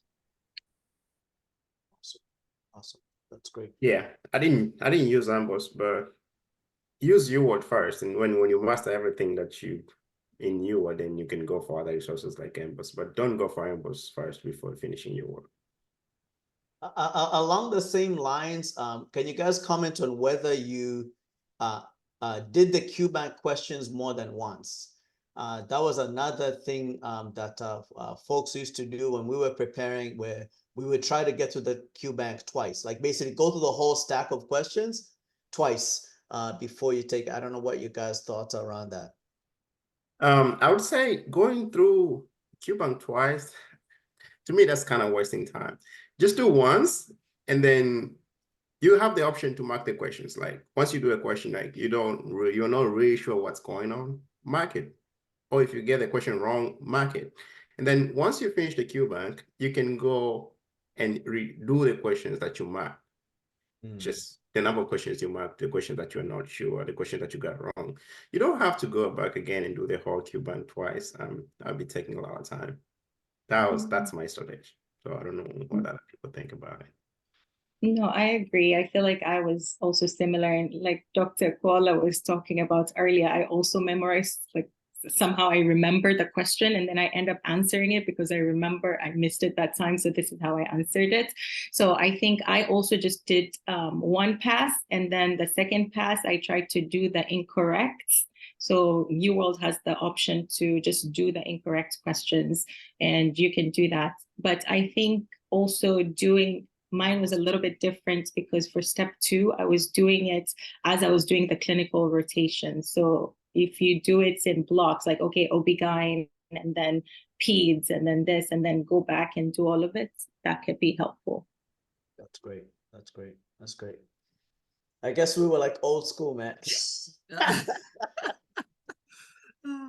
Brute force, just do it twice.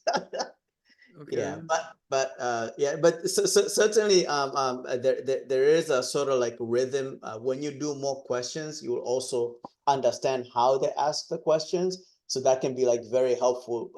After a while, you will learn there's a certain way in which the exam is constructed. And I think that's why you would kind of even remember, this is probably leading towards this and so forth. And again, that's just like pure like practice and gamesmanship as you're taking the exam. Now, when you talk of gamemanship, let me add something. I remember when we come into residence, and there are people told me they will start first reading the last line of the question and then go and start from the top, because there's this standard where you start reading a question and like, this has sickle cell, this has, and then you're kind of getting excited, and then at the end they ask you like completely different.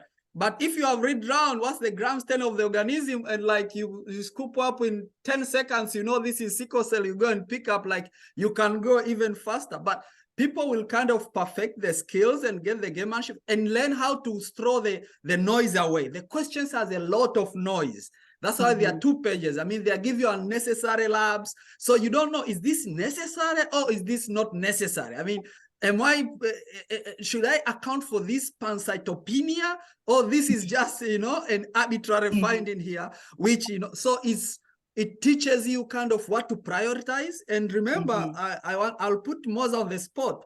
Moza was doing the questions as tutorial mode, and I was like, Moza, don't do that.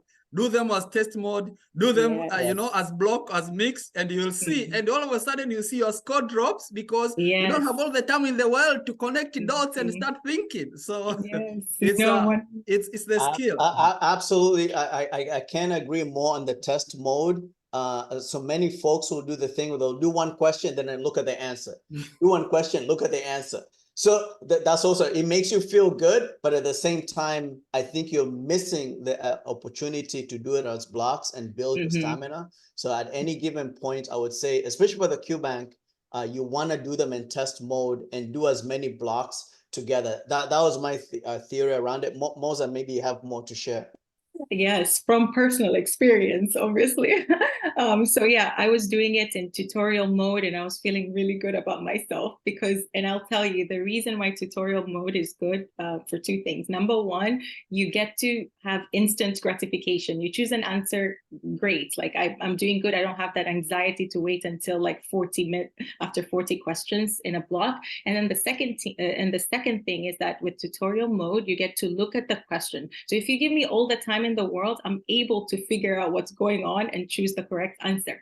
But if there's limitations in time, I can't look at every sentence and digest every single line. So then so that's why it's beneficial to do it in a time mode, because it also teaches you time management, how to read out information. I also start with the question, the actual question, the last line, see what it is, quickly peruse through the answers, and then go to the actual question now and just look at what's going on.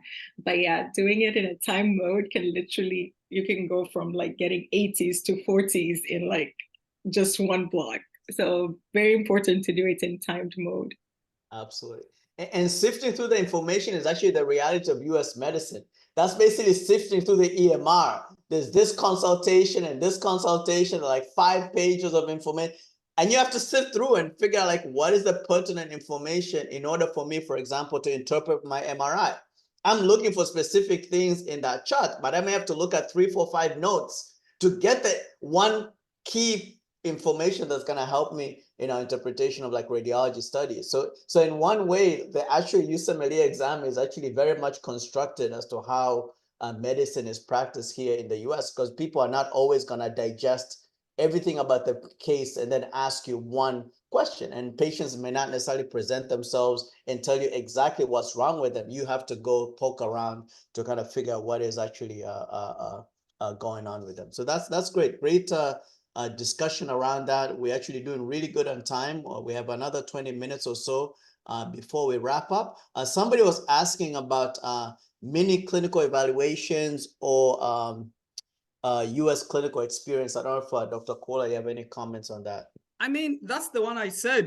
For those medical students, try deliberately to find electives, link. If your university have collaborations, there are investigators doing research, connect with them, so your enthusiasm, join the teams and kind of, try at least to come and do when you come as a medical student, to do an elective. You're allowed, you know, as a medical student to work, to touch patient, to do all those things, which while you come after you have graduated, you'll be mostly of an observer.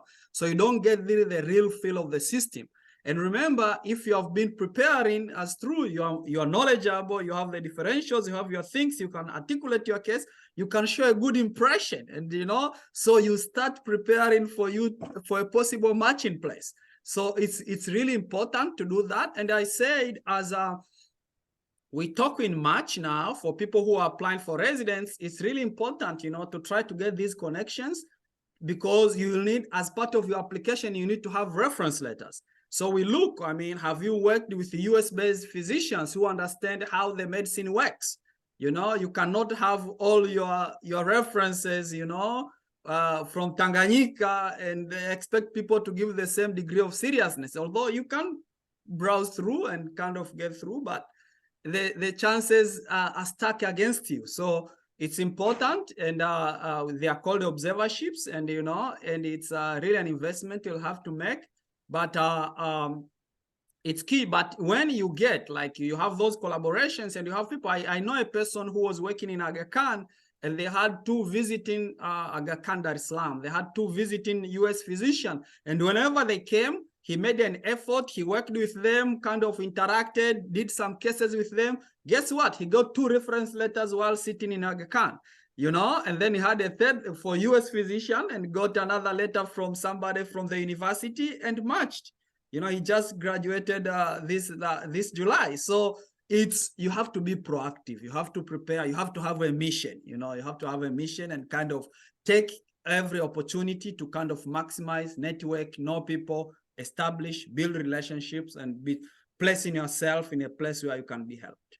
That's awesome. So in the same question, they say applying via Pathway 6. What's Pathway 6? I don't know. I didn't read about it. I think it's a way, like, they don't go through residence. It's real cumbersome. I looked a little bit when I was applying for residence. It seems like these kind of things which are unreachable, but if somebody explores and go with it, be my guest. I'm not really interested to know. I don't know anything about it. Maybe you know about Pathway 6? Yeah, so there are different, all these pathways, they came after a couple of changes which were made 2 years ago. There is Pathway 1 to Pathway 6. So Pathway 1, if you have a license in a country out of US, let's say you are licensed to practice in Tanzania, you go through Pathway 1. Pathway 2 is countries like Australia, UK, New Zealand, and those other countries, like those big other countries. And Pathway 4, Pathway 3, I think it's for Caribbean medical schools, which it doesn't apply for a list of special medical schools which have been put in category 3. Pathway 6, let's say you're straight from medical school. You don't have license to practice in any country, and you want to practice in the US. That's the best pathway for you to go. Or let's say you are in Tanzania, you never practiced, or you didn't do internship. You never did those post-internship exams, so you don't have any license, and you want to practice in the US. You go through Pathway 6, where you have to get 3 physicians to do like a clinical practical evaluation of your experience. So you get 6 patients, and you have 3 physicians who are US licensed physicians. So each physician can evaluate you with 2 patients, and then you can do like the clinical physical examination in front of the physician, and they can grade you based on your assessment, and then they submit that to ECFMG. That's the pathway. It's there instead of Pathway 1, like you're not being licensed in any country, so you go through Pathway 6. Okay. Yeah. Thank you for that clarification. There's another question here. I think we answered it last time. The whole thing about ECFMG certification will change in 2024. I think Magacho had helped to answer this. The whole thing that I guess medical schools have to go through a different verification. Yeah, there are also new changes coming for 2024. I think initially accreditation was through the list of medical schools available on WHO list of medical schools. But now ECFMG is going through a different pathway, which is called FAI, maybe something like that. It's a new accreditation for medical schools. So a lot of like for Tanzania, we don't have any medical schools which is accredited by the new requirement by ECFMG. I don't know about Kenya and Uganda or other African countries, but I'm sure there's very, very few countries that have this accreditation, which is the new requirement by ECFMG. So this is if you have the ECFMG number right now, you don't have to worry much about that. But next year, if you don't have the number, ECFMG will be different because it'll be like your medical school is no longer recognized by ECFMG unless they meet the new requirements, not the WHO requirement. So those are new changes which are to be implemented next year. But I think last time when we looked at it, it's something that they're implementing but not enforcing. Meaning, yeah. So I don't know how is that process is going on, but that's the last time that I was going through it. So it's been a couple of months. I don't know what's going on. What are the new changes?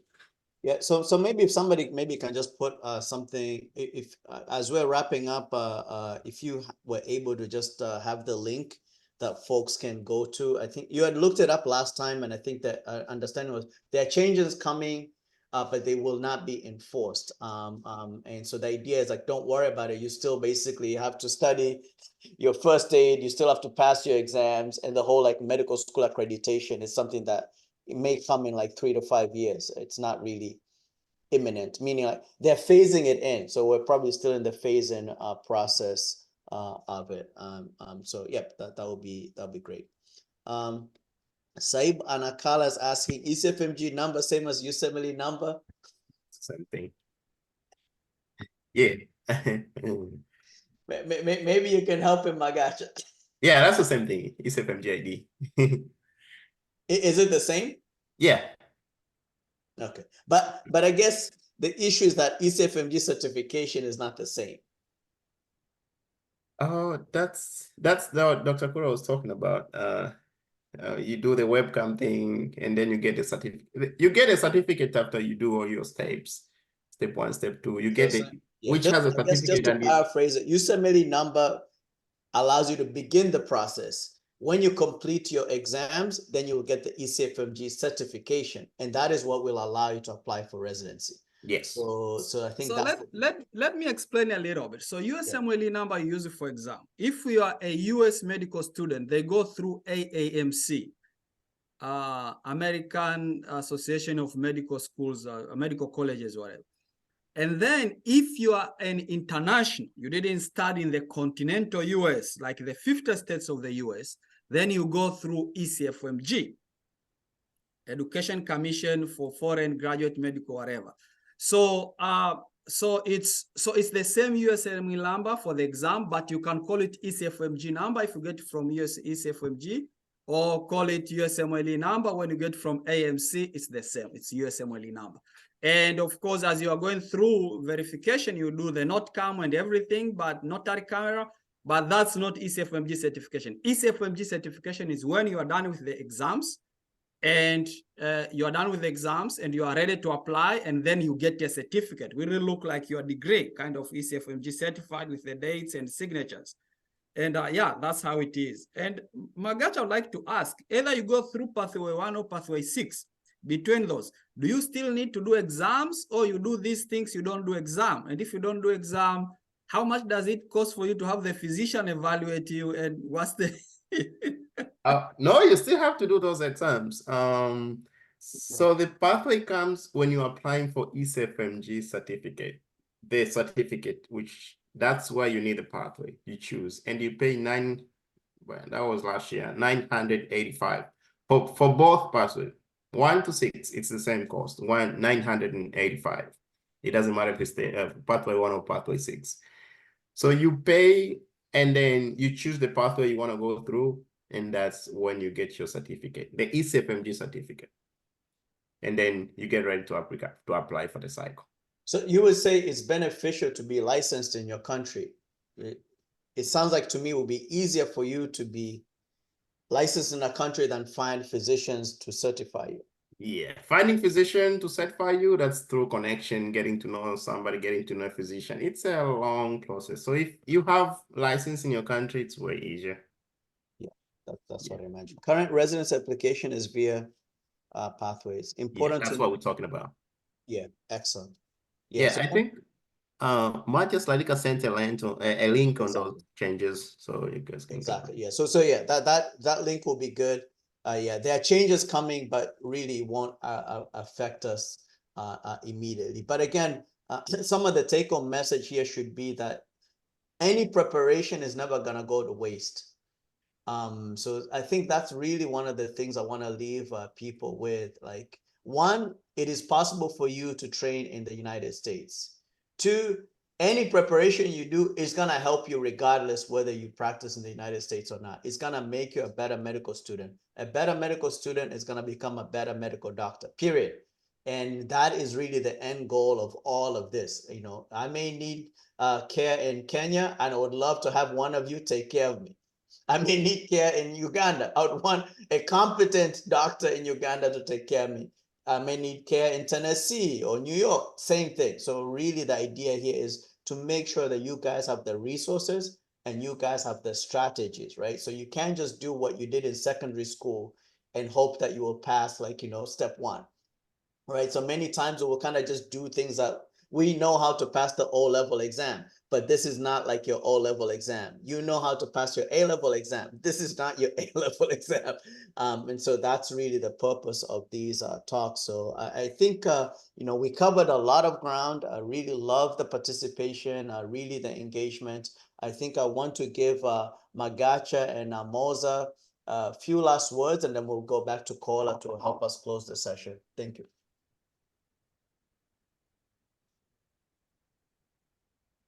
Magacha, you're okay to go. Some final words of wisdom as we're closing 2023, powering up for 2024. All right. So I don't really I have a lot to say, but just keep pushing, push yourself. I know it's a very long process. It's easy to give up on the USMLE preparation, but Did anybody discourage you as you were in your process? no, but sometimes when you go through online, you see a lot of things, then you'd be like, am I really gonna get there? Like, I don't have any, like sometimes I was like, I don't have any connection in the US. I don't know anybody in the US. Am I really gonna get there? Or should I just give up this process? But just keep pushing. Don't give up. It's a long process. I know it's expensive.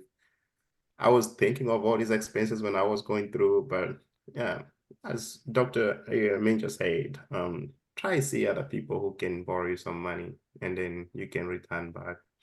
It's a long process. It's expensive. It's easy to give up, and just stay focused. Like, keep focusing that USMLE is your dream, is your objective, what you're doing.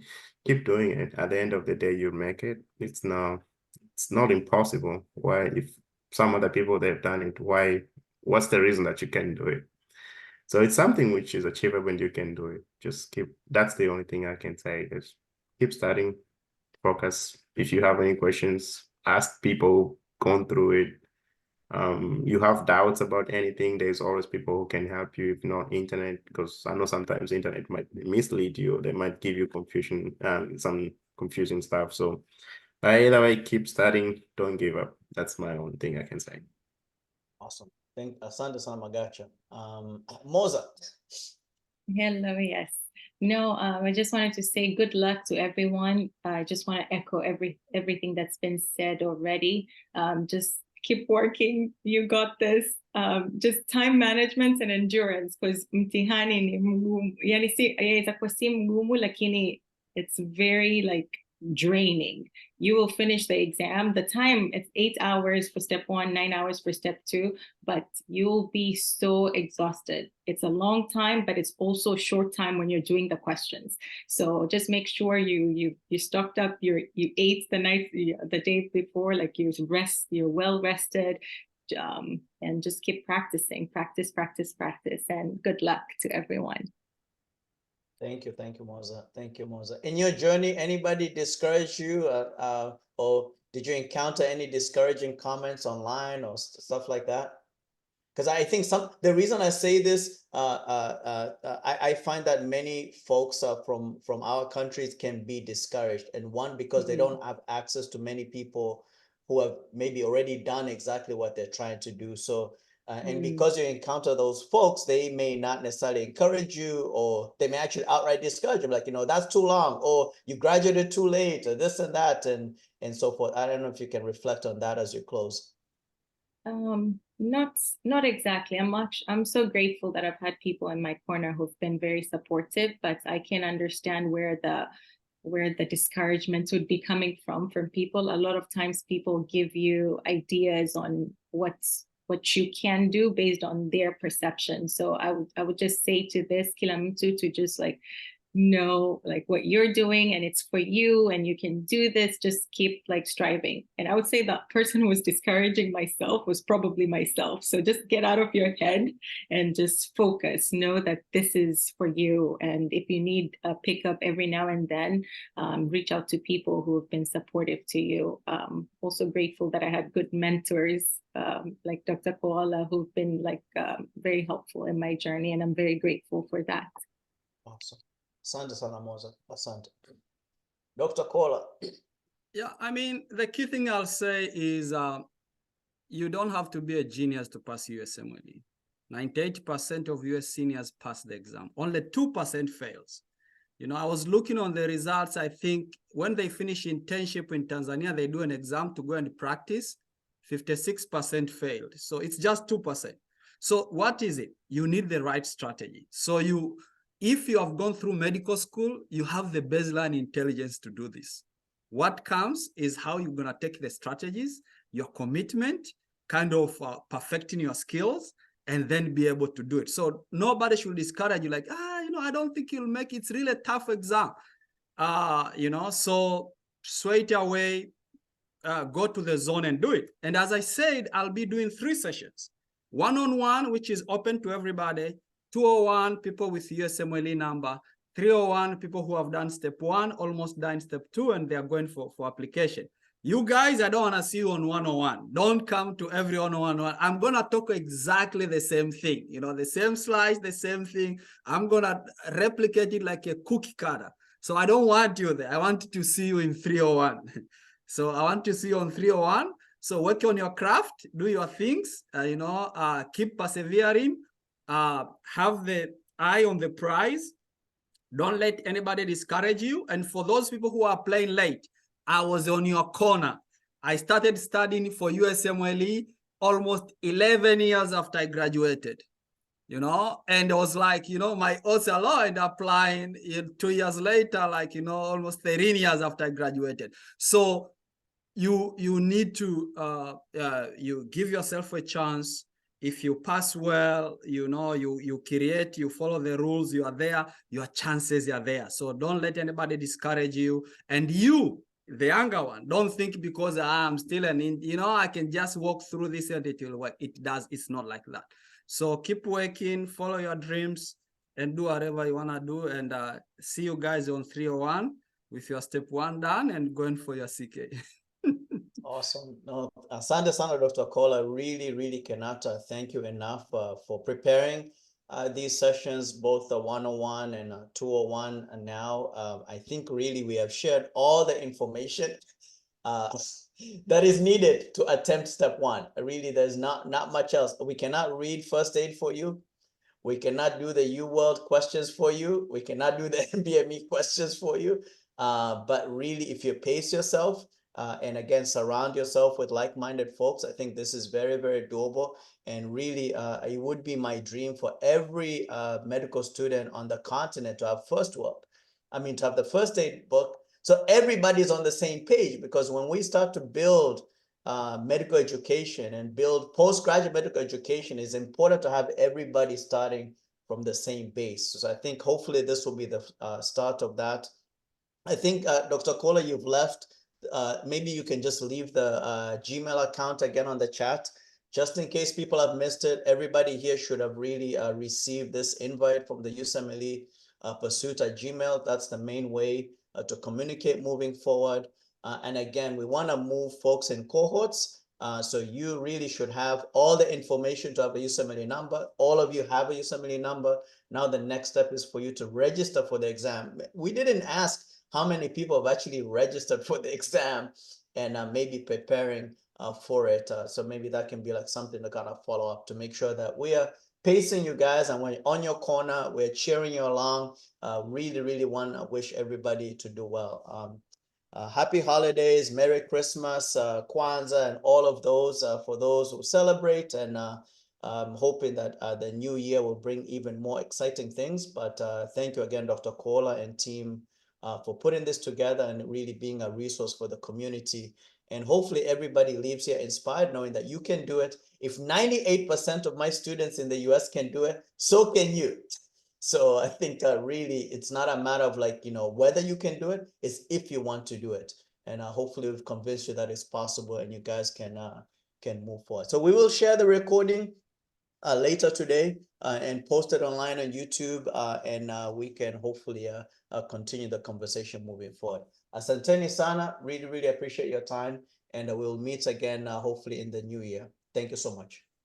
Thank you, Doctor. Happy New Year, everyone. Happy New Year. Thank you.